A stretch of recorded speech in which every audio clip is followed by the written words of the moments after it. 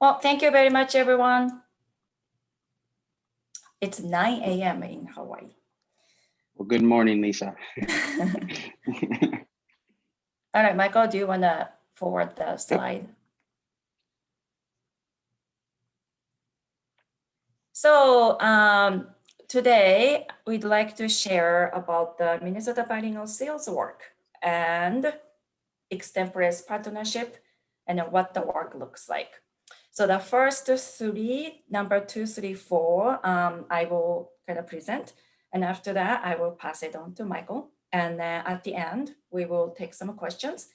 But you are also free to enter your questions throughout this presentation. And then we can look at the questions as we go. So the next slide, please. Mm-hmm. So the Minnesota's Bilingual Seals Program was legislated in 2015. And outside of Minnesota, it is known as Seal of Biliteracy. And then each state has very different criteria and details and some rules and policies. So this is an overview of what the Minnesota Bilingual Seals look like. And Minnesota Bilingual Seals have 3 levels of awards. And then 2 higher awards are known as seals. And then 1 level at the lowest level is known as World Language Proficiency Certificate. And we kind of lump them all together and then we call them SEALS program because one really exciting thing that they legislated in 2015 is that Minnesota State Colleges, Universities award college credit for students who are enrolled, who are coming from schools with having one of these awards. And then the students have to demonstrate designated criteria in all of the 4 modalities of listening, speaking, reading, and writing. And through the assessment. So that is a very quick overview of the Minnesota SEALS program. Next slide, please. So this is a quick chart to show you what the criteria are, and then what is the name of the awards, and then how many semesters credit Minnesota State Colleges and Universities award. So as you can see in this chart and then visual, and I'm sure that many of you are here very familiar with ACT-FO's proficiency guidelines. So the proficiency certificate is at ACT-FO's intermediate low, and then gold seal is at intermediate high, and platinum seal is at advanced low in all 4 modalities through the assessment. And then the right column shows how many semesters credit Minnesota State Colleges award. So the World Language Proficiency Certificate, it is 2 semesters, and the gold seal, it is for 3 semesters, and then platinum seal is 4 semesters. So just to give you an idea, one of the local technical college, 4 semesters credit is 20 credit worth. So it's a pretty big number of credit that colleges are awarding for the bilingual seals. Okay. And Ayumi, Veronica had a question. Yeah, I see that. Yep, I think proficiency level. It was answered on this slide. Yep. Yeah, so that's for the Minnesota, right? And I'm sure that all the other states probably have a different criteria. And I believe that I want to say having 3 tiers is unique. And so in Minnesota, and I'm aware that lots of the state has just 1 level. So if you are from other states, please chime in. Okay, let's move on. All right, so this is what the award looks like. So we have the image of the seal. So the platinum seal looks like this, silverish color, and then gold seal is the gold one. They were made to give schools so that they could put it on student transcript. So putting it on a student's transcript is also required.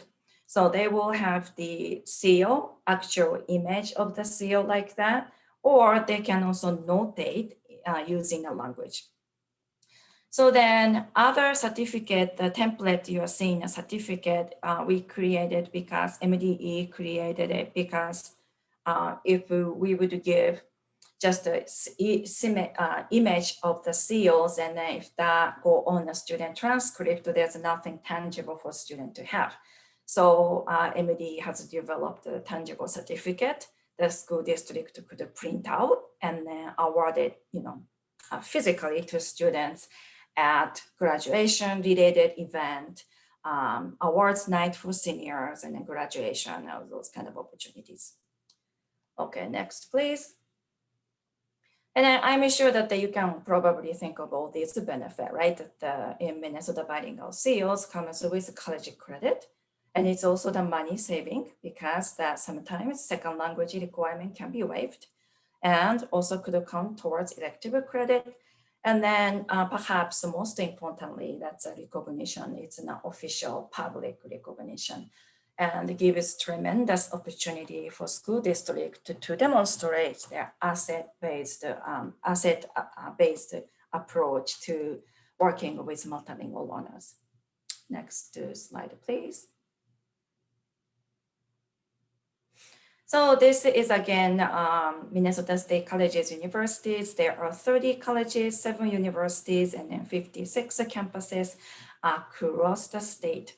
So I'd like to have these visuals when I talk to people so that they will see their local college is part of this state universities that award college credit. We want people to think about those things when their kids are younger. Next.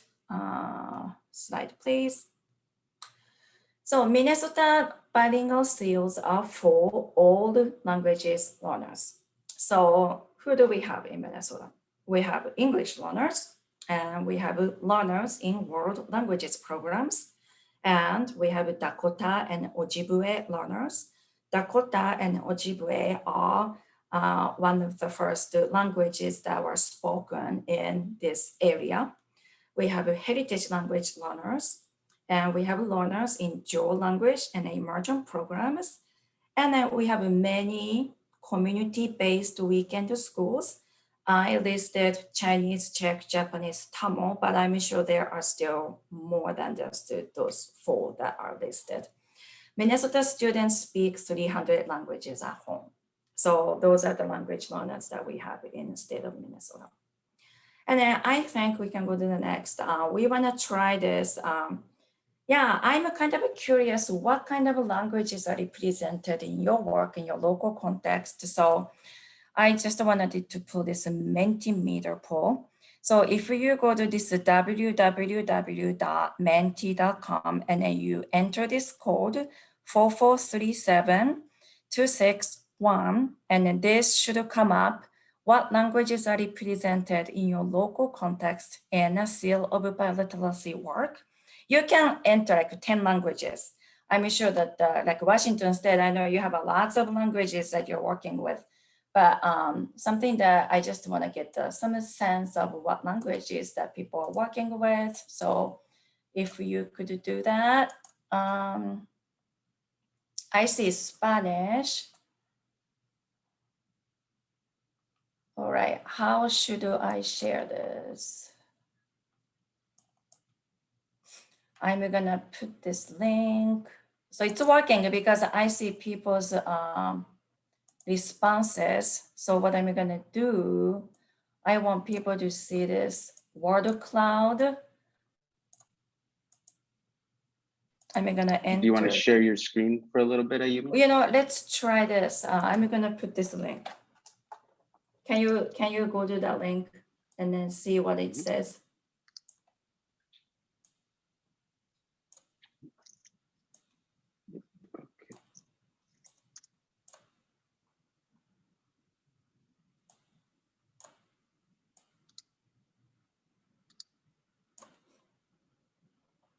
Thomas, I put the link in the chat.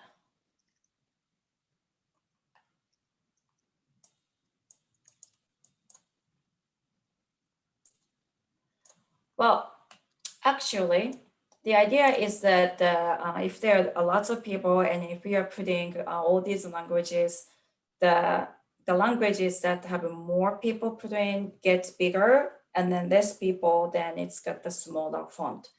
So I don't think there are too many people on this call. Oh, but there's more. Can you, Michael, are you able to see the screen? No, it doesn't show me what you're able to see, just on the voting side of things.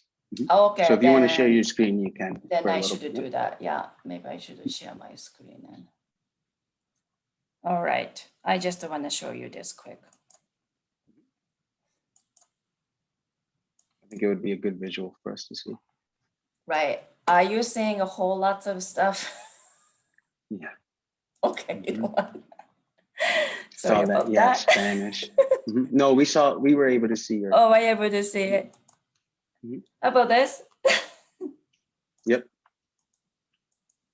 So you see there are, how can you even make this big? Can people see this really? Mhm. So Spanish Spanish is big, but then I can also see, you know, Japanese, German, Somali, Portuguese, Chinese, Hawaiian, French, Vietnamese, Italian, Marshallese.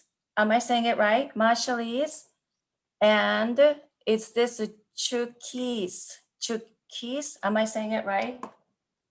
Can people chime in? Elizabeth said yes, though. Okay. How about the other one, Turkeys? Am I saying it right? I don't know if I'm saying it right.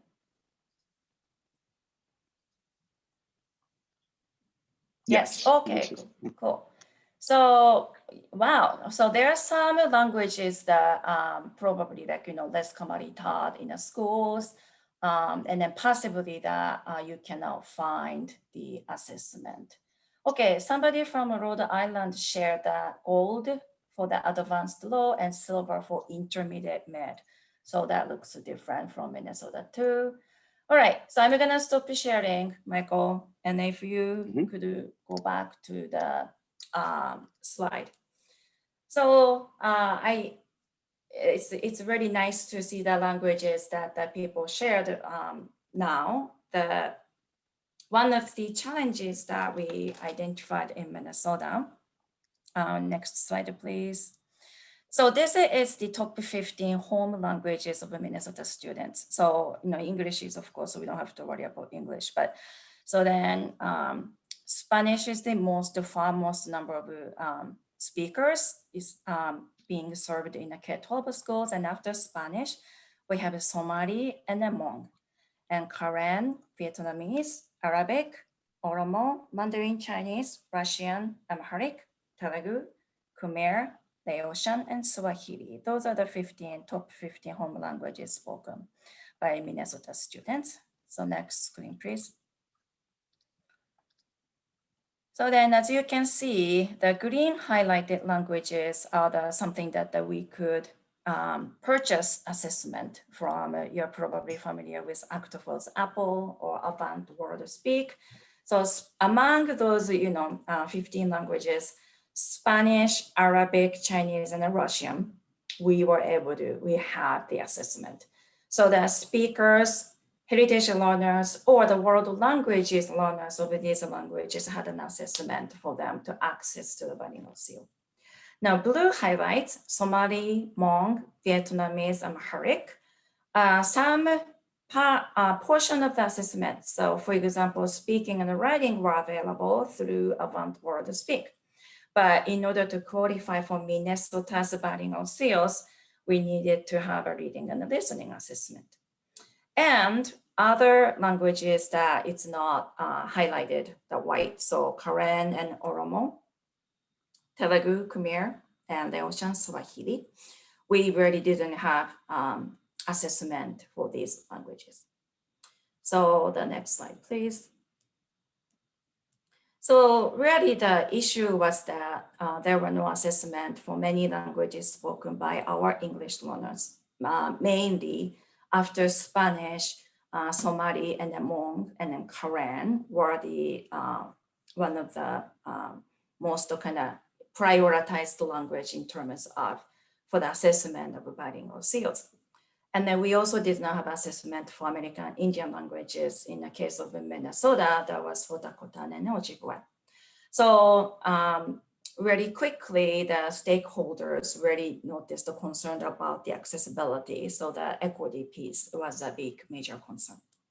So MDE and working with collaboration through school district, local school district, engaged in assessment development work since 2017 and 2018 school year. So next slide, please. So this really quickly shows how, in which year, what languages are added type of thing. So the first, 2017 and 18, Karen, Hmong, and Somali, and Tamil language assessments were developed in all the four modalities. And then to do that, MDE consulted with Actophone and speakers of these languages, and mostly there are people who are working in a school district, and there are many different capacities, many hats that people wore. There were the teachers, there were the EAs, there were the counselors, there are the administrators, and then sometimes the community expert in these languages worked along with MDE and then school districts to develop assessment in these languages. For the Tamil, I have to say there are 2 Saturday schools that are operating in a community school. And then there's, they basically volunteered their time and then effort to develop language assessment for their students. And then they are the heritage learner of the Tamil. In 2018 and 19, we added Oromo and Vietnamese. And then 2018 to 2020, so over 2 years period, MDE was able to obtain a grant to develop assessment for Dakota and Ojibwe. So basically 20 to 21 school year, this past year, these 2 languages assessments are available for the first time for students to take. And then 2019 to 20 year, Amharic was added. So currently 20 to 21 school year, we had basically the assessment available in Amharic, Karen, Hmong, Oromo, Somali, Vietnamese, and I didn't list Tamil there, but Tamil and Dakota and Ojibwe. So those are the languages that assessments were developed over the last, how many years here? This is the 4th year, I believe. Each year we developed a new assessment. So idea is that we will rotate the assessment so that students are not taking the same exact assessment from year to year. Because the students is given opportunity to take an assessment a couple times over their high school career.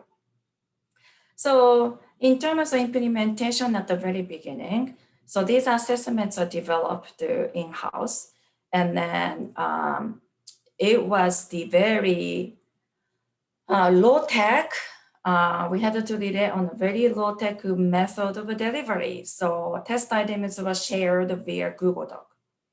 And then basically the school had to print them, and then they had to administer them paper and pencil version. They had to set up tools to record the students' audio responses. And then they had to set up a way to play listening prompts where students would be looking at the paper pencil version of multiple choice questions. They would record their answers. And after all that done, those paper had to be scanned somehow, and then sent back to MDE. So there were lots of back and forth between schools and then MDE. And there are lots of logistical planning and lots of work that went into on the schools to administer these tests. Now, here's another question we want to ask. If you're doing any work to develop assessment in less commonly taught or spoken languages, could you chime in and see what kind of work are going on, maybe outside of Minnesota? So anybody into, there are some discussions around so that more students could benefit from the programs such as Seal of Biliteracy.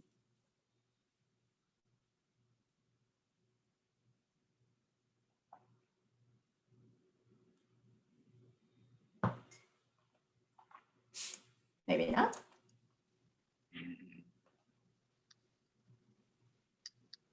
Okay, so somebody said that the Minnesota Biliteracy for language available through test already created through Apple and Stamp.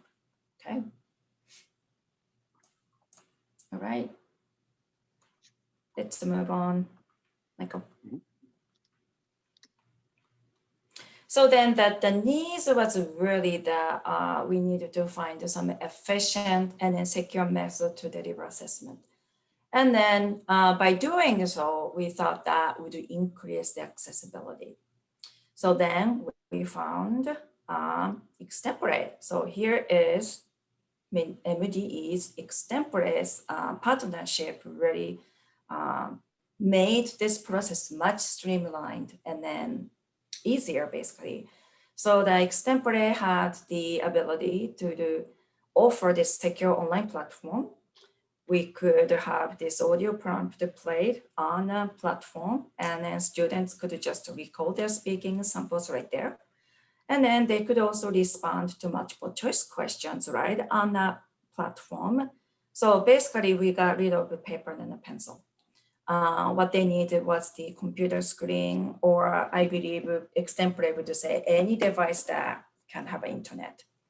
And that's provided easy access for not just only the students, but also the school personnel staff who will facilitate that. Because they really didn't have to set up all these technical things and logistical things, that they really had to make sure that the students are there, and then they had that device that to be able to access to the test, and then just a proctor. And so this was the first year we did this, and Michael can talk more later about what kind of responses, feedback we got, but it turned out that the people finding it very friendly and easy to navigate on the platform. So we had a really good things, and I'm considering that was a very successful piloting year for MDE. So I believe that's the overview what the Minnesota's Bilingual Seals work looked like. So now I will pass it on to Michael to talk about from Extempore side.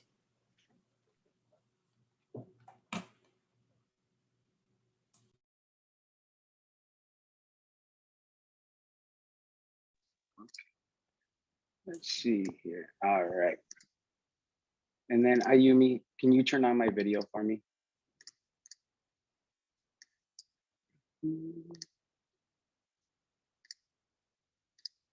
And I'll just,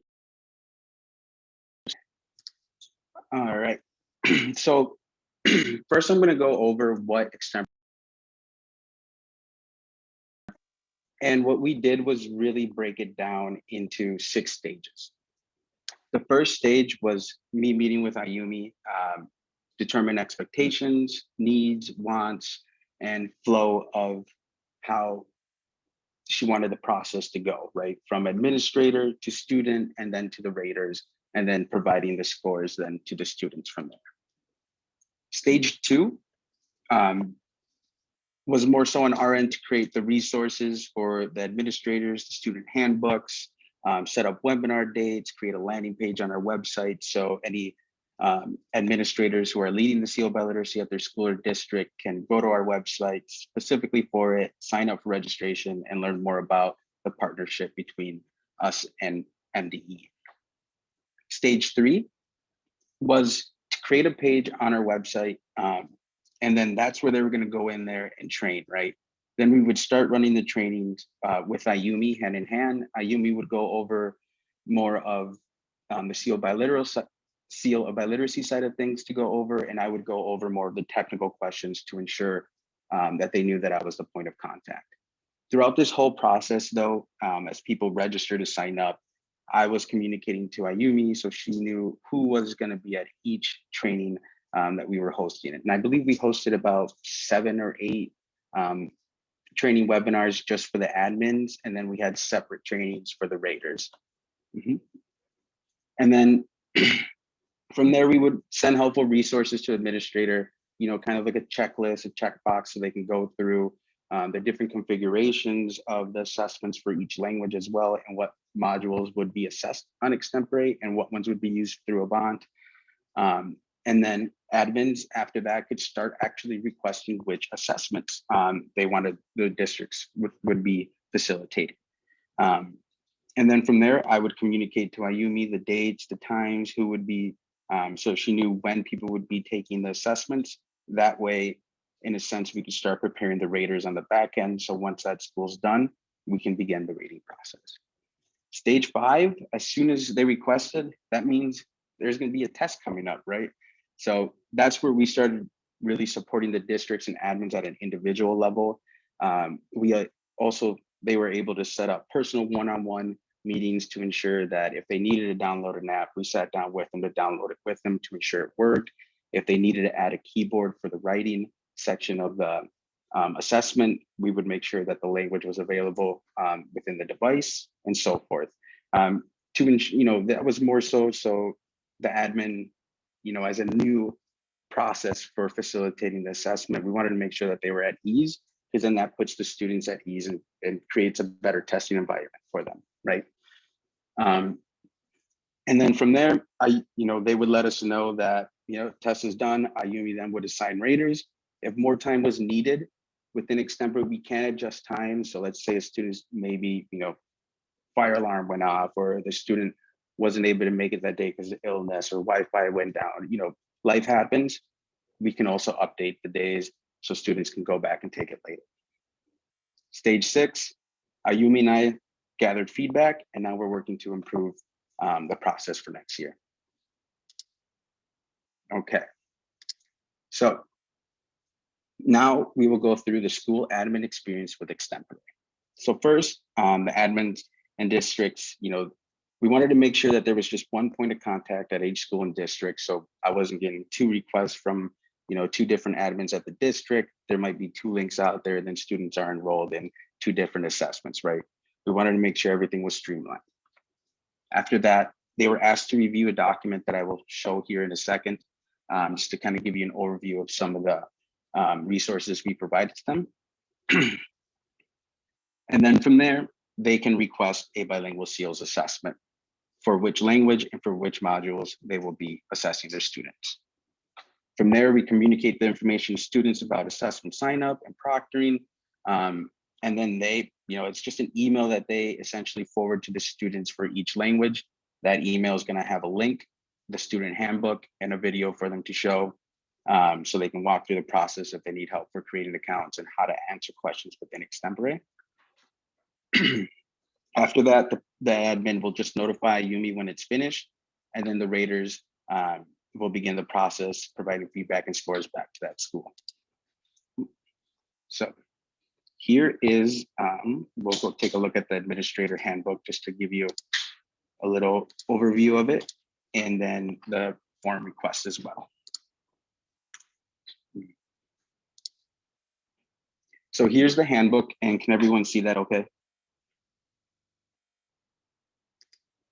Okay, I can zoom in a little bit. Yeah, yep. I can see it. Yep, and it was just, here's a table of content, it goes through the modules first here, the different languages that are available on Extempore, and what if half of it is available on Avant.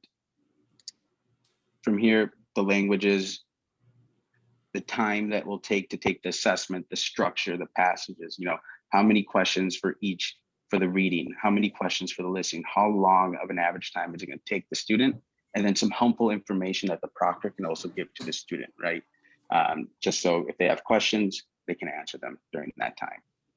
Any technical questions to go over, such as, if you are using an iPad, download the app, right? If you're using a tablet, download the app, preferred browsers, and so forth. And then from here, the final steps, they're able to request one, and then it lets them know what happens after the test is done and so forth. So we'll get out of this page. And here's the form that an admins went in. They just come in here, put their name, address, make sure that they're a Minnesota school district, the languages, and then what different skills that they want to be assessed on Extempore, and then time and date. Any questions on the information we provide to the admins in the schools?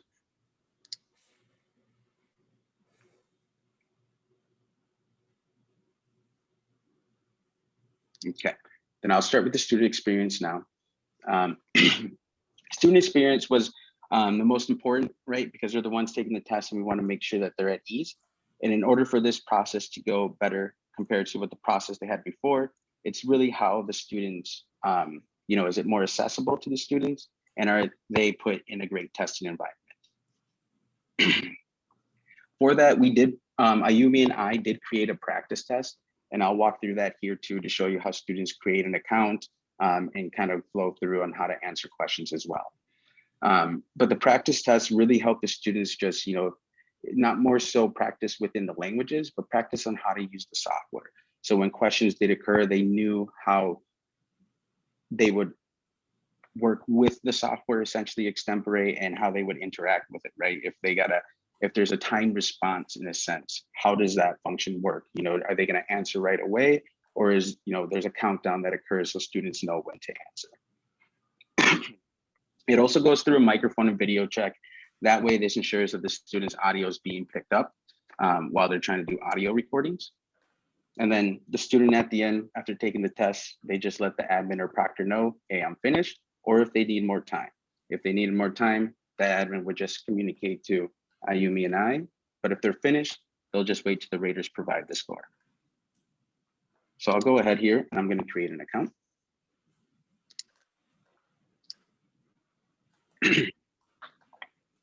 So here would be the first step. Up here, it would actually say your school name, your district's name, the language you're being assessed, and the skills you're being assessed as well. If it was just listening and reading, it would just list listening and reading. If it was all four modes, it would say listening, reading, writing, and speaking. So the student knows all the modes that they'll be assessed on. As you can see, it says add class to existing account or create a new account. There was schools who, if you're a school that's using Extempore within your classroom already, students already have an account, so this would just be added to a different umbrella. But if it's a new school or new district, they would create a new account as a student. We do have a single sign-on with Google, which was very, very popular within this MDE. That way students didn't need to remember a username or password. So if they did need to go to the bathroom or they did need a second day to take the exam, they didn't have to remember that. They could just sign in with Google, re-enter, and finish the exam. I'm going to go in here though and fill out the form.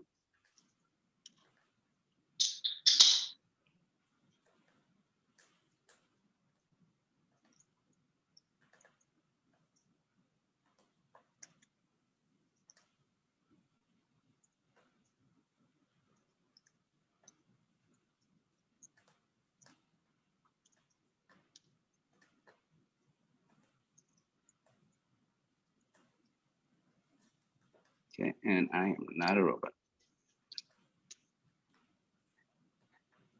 Oops. What did I forget to do here?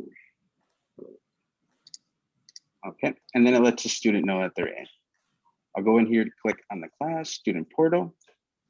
I've already done the microphone and audio check multiple times, so it's not making me do it.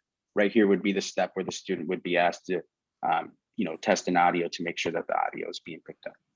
So I'm going to go in here into the class, and that's what the students would see right away. And then they're going to see all the active assessments they have available. So we'll do a demo speaking test here.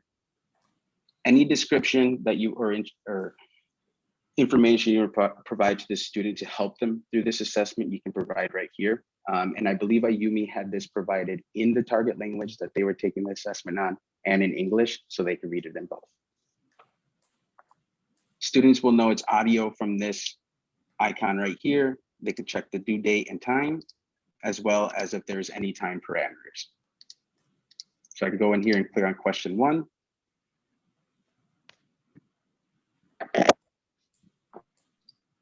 Then from here, I can click play. Hello, my name is Ayumi. I am a student at Minneapolis High School. I play basketball and I am a member of the student council. I have a very busy schedule every day. What is your name? Tell me a little bit about you. From here, the student can press record.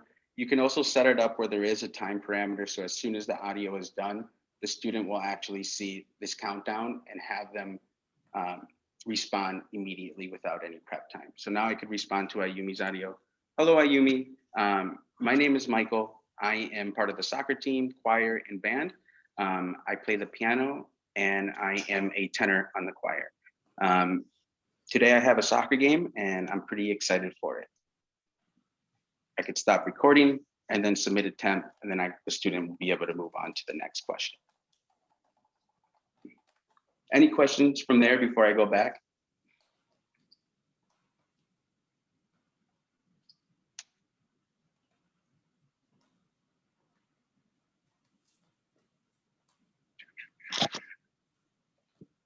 Okay, I'll just move on to the next one then. Okay. So the raters experience, this is probably the experience we need most work done on. Our main focus was the admin and students, and now we will be moving on to the rater experience this upcoming year, right?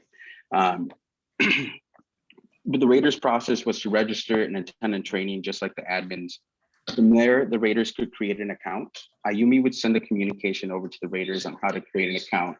And I was able then to create a video to help them walk through on how to create an account if they had questions, as well as how they would rate within Extempore, so they could follow along if needed to do so. And then of course I was available. I think I sat down with 5 out of the 10 raters to walk them through one-on-one on how to go through it as well. So one-on-one individual trainings are always welcome and recommended here too. If you're not at ease, let us know and we'll make sure you are. Okay. Plans for the future. Well, we're bringing in more support to support Extempore and the bilingual seal needs for a part of it. Just because of how much was going into it, I was the only one working it, and then we started expanding within our support team. And then that started making things a lot easier. So more people supporting you is a plan for the future. We're planning on integrating with Avant Stamp, some of their practice tests as well. So essentially their content would be able to be used on Extempore to facilitate practice assessments, and hopefully in the future, the actual assessment. We want to offer more languages on Extempore through the Seal Biliteracy. Right now, we're working with Ayumi's least commonly taught languages, and the hope is we can expand within more. And that's a hope in why Avant is also in a partnership with us to see how we can help facilitate more Seal Biliteracy assessments. Another plan for the future is we really want to start owning the assessment and rating process as well, and help within that process, streamline that, and be more user-friendly on that end of things. And then one of Ayumi's wants that she wanted throughout the year was being able to export rating and grades for districts and schools in a very organized way. For some reason, in a very organized way. That way, she has it there. She can see by student, see by question, see the score for each student by question in a sense, and just have it more organized and comparable to what it was last year. And then here are some testimonials. I think Ayumi pulled these. Oh, what is going on? There we go. And here are some testimonials from students, admins, and raters. It was easy to use. Apparently I was good at support. I was impressed with the bilingual seals test was put together. This was a very clean and intuitive for my students to use. This was a really great platform that made the testing experience easy and user-friendly. Thank you. And that is wrapping up our presentation for today. Is there any questions? Anything pop to your mind that you want to discuss at all, or just kind of open floor now for everyone?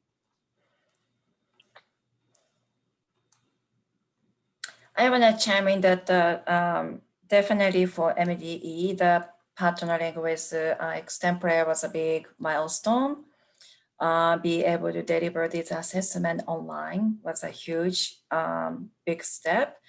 It gives not just making the accessibility equitable, not only just that, there's a way to collectively, in an efficient way, to gather data.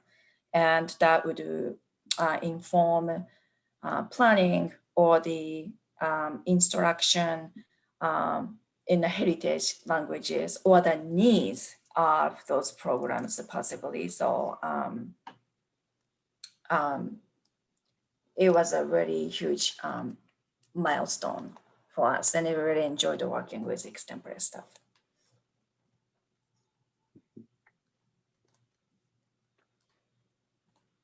It looks like Elizabeth, you had a question, but it might not have been related to Seal Biliteracy. That's fine. Feel free to ask away. Okay, it's completely unrelated. Because we've been working with Extempore, I guess, for 2 years now.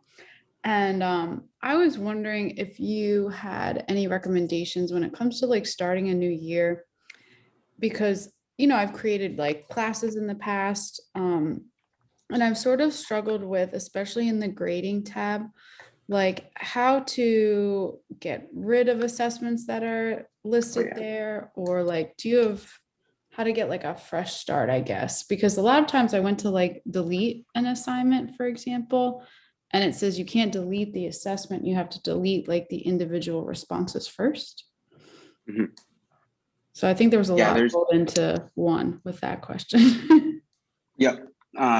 There is some recommendations we would have. One is, instead of deleting them, you can archive them. So that doesn't technically leave them away. And Thomas just also posted a help article on it as well, archiving classes. And as we've also have told some instructors how to also create like a completely different class, right? Within Extempore that is, you know, you're not using that with your students, and store assessments in there. So then you can just copy them over to the class that you want to use it for later on. Okay. That makes sense. But there is going to be more going into that functionality. We are updating some things here, and there will be things like being able to create folders and such like that. So you're not always having to delete an archive, more so able to create your folders to organize the way you want it. Okay.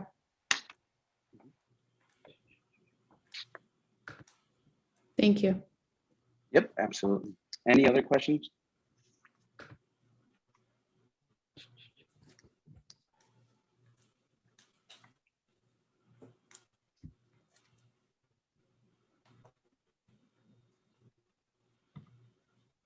You're welcome, Lisa. Thank you as well. Thank you for coming.